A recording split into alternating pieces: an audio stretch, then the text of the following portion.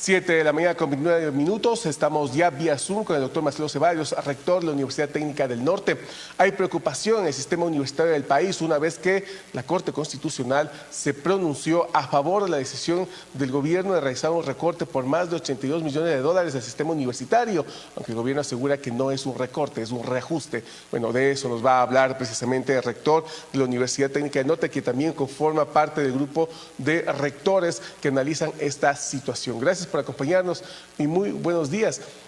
¿Cuál es el impacto, el golpe que este pronunciamiento de la Corte Constitucional genera a esta lucha que han mantenido las universidades de evitar que el gobierno, dentro de su situación económica, pues golpee a la educación, sobre todo a la educación superior, realizando una nueva reducción de sus recursos, porque esto ya ha venido de manera paulatina en los últimos años? Buenos días, bienvenido.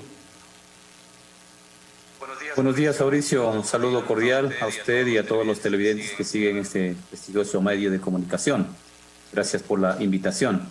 Así es, la semana pasada conocimos dos dictámenes que emitiera la Corte Constitucional.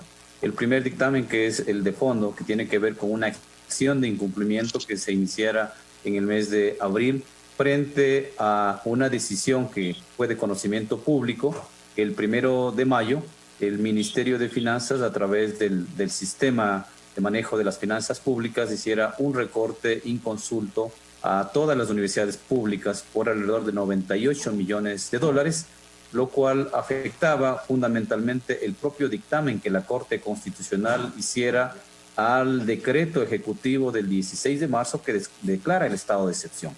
En este dictamen, la Corte Constitucional, en su parte resolutiva, determina que en el estado de excepción y que por efectos de movilización de recursos que se requiera para atender la crisis sanitaria, claramente el artículo 165, numeral 2 de la Constitución, establece que bajo ninguna circunstancia se pueden disminuir recursos para dos sectores estratégicos: salud y educación. Ese es el fundamento legal constitucional sobre el cual esta acción de incumplimiento se presentó, inicialmente por iniciativa ciudadana, a la cual se sumaron varias universidades, y nosotros nos sumamos también como parte de la Asociación de Universidades y Escuelas Politécnicas del país, la ASESEC, y esperábamos que efectivamente la Corte Constitucional hiciera valer lo que establece la Constitución. Más allá de la situación que entendemos compleja que vive en lo económico el gobierno, la Constitución hace este blindaje que determina efectivamente que, a pesar de estas situaciones, estos dos sectores tienen que ser prioritarios. Y lo hace efectivamente buscando que los derechos de los miles de jóvenes que acceden a la educación superior pública no sean afectados. Nos hemos reunido el día viernes todos los rectores de las 26 universidades públicas para analizar esta situación, y efectivamente lo que se ve en el fondo es que con esta acción la Corte Constitucional no solamente que estaría dando la razón a esta acción administrativa, reitero, en consulta del Ministerio de Economía y Finanzas, sino que sentaría también un precedente a futuro, que cualquier ministro de Economía y Finanzas podría ajustar el presupuesto del Estado, y particularmente el de las universidades y escuelas politécnicas, en cualquier momento, puesto que se hace también, en la sentencia se hace un análisis a la capacidad legal que tiene el Ministerio de Finanzas, de acuerdo al Código de Planificación y Finanzas Públicas, para modificar el presupuesto en hasta el 15%.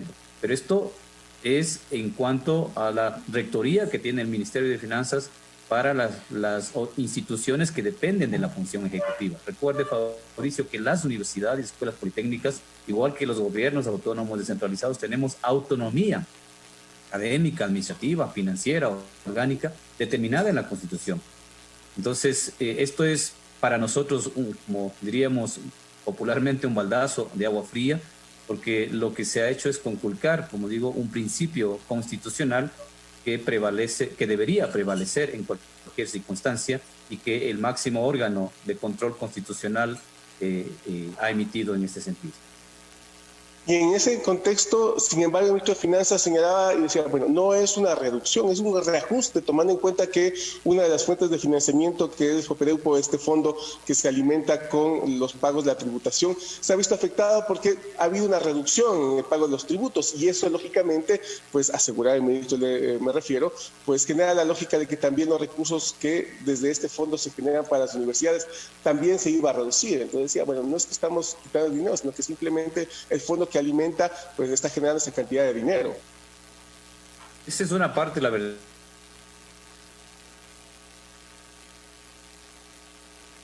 Fabricio. Las universidades, el Fopedeupo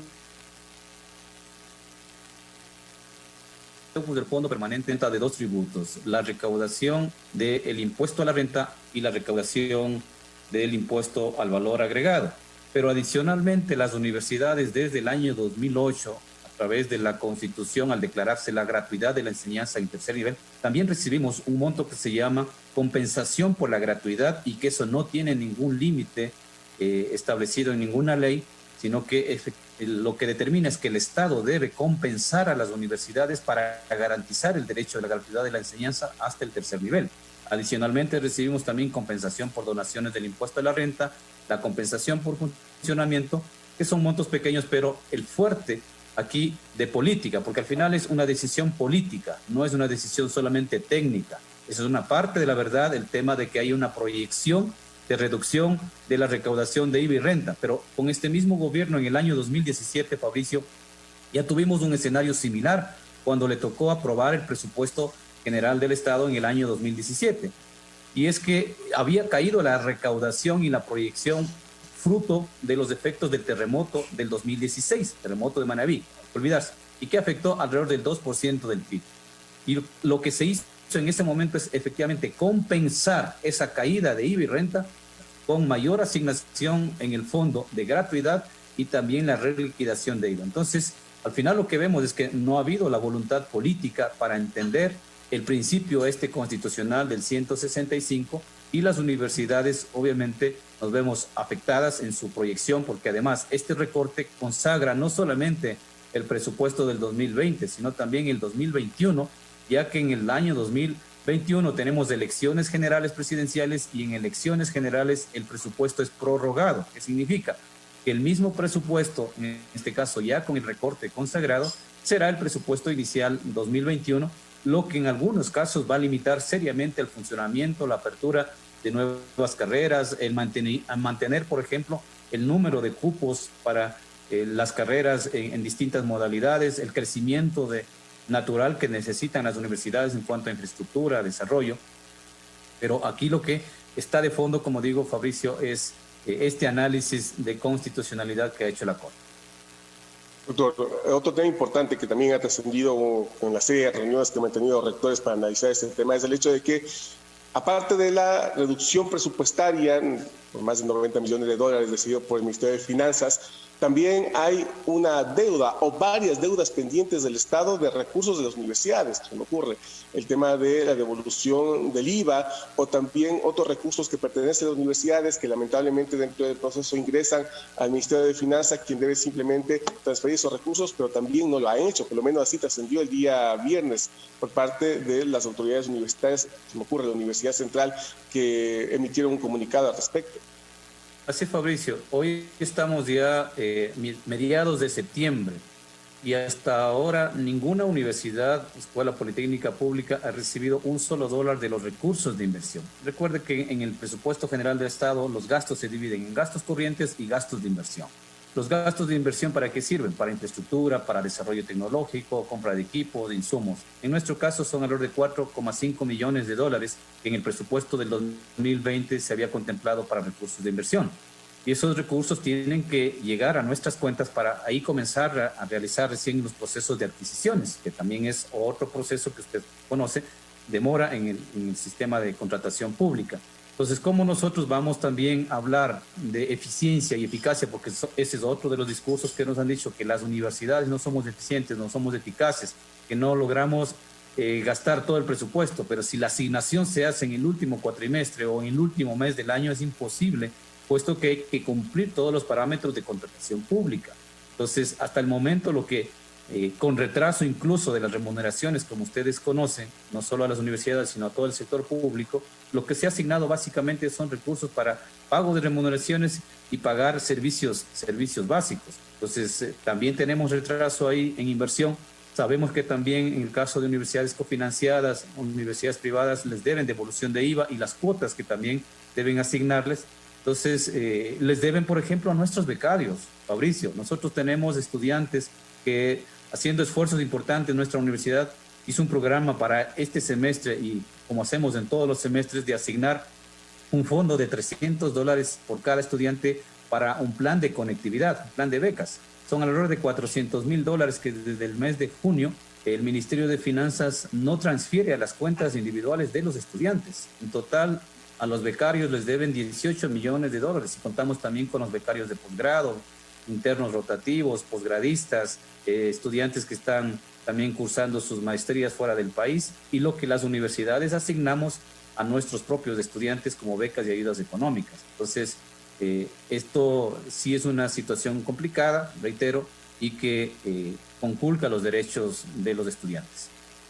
Finalmente, doctor, este es el escenario, ya se han dado los pronunciamientos, la Corte Constitucional ha decidido alinearse a la visión gubernamental y tal vez no a la visión que establece la Constitución, y ante esa situación y ante esta realidad, pues, ¿qué acciones esperan asumir para de alguna manera evitar que esto se concrete afectando al derecho a la educación?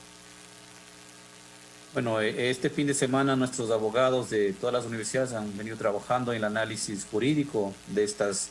Son dos acciones, una acción de incumplimiento y una acción de inconstitucionalidad. Estamos a la espera de que se presente este informe probablemente el día de hoy para establecer por un lado los recursos que en la propia Corte quedarían, que es un recurso de aclaración, se llama un recurso horizontal de aclaración sobre estas dos sentencias, y también la posibilidad de acudir a instancias internacionales como la Corte Interamericana de Derechos Humanos, eso en el ámbito legal y jurídico. Ya habrá otras acciones probablemente también que los gremios, en caso de profesores, estudiantes, trabajadores y la comunidad universitaria en general se pronuncien. Esperaríamos ya en las próximas horas y días también, además de los pronunciamientos públicos. Hoy en nuestro caso, como Universidad Técnica del Norte, a las 9 de la mañana tenemos una reunión del Consejo Universitario para analizar estas sentencias y emitir también nuestro pronunciamiento respecto a la situación que estamos viviendo y analizando en este momento.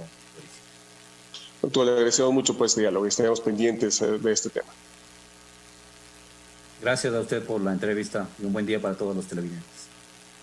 Rector de la Universidad Técnica del Norte en esta preocupación que sin duda, si se mantiene tal cual, afectará al sistema educativo, a la posibilidad de que los estudiantes puedan acceder al sistema de educación universitaria, que ya de por sí es complejo por la alta demanda y la poca capacidad que tiene de aceptar o asumir esa demanda, pues ahora con menos recursos podría ser mucho más difícil. Nos vamos a una pausa, amigos televidentes, seguimos con más entrevistas.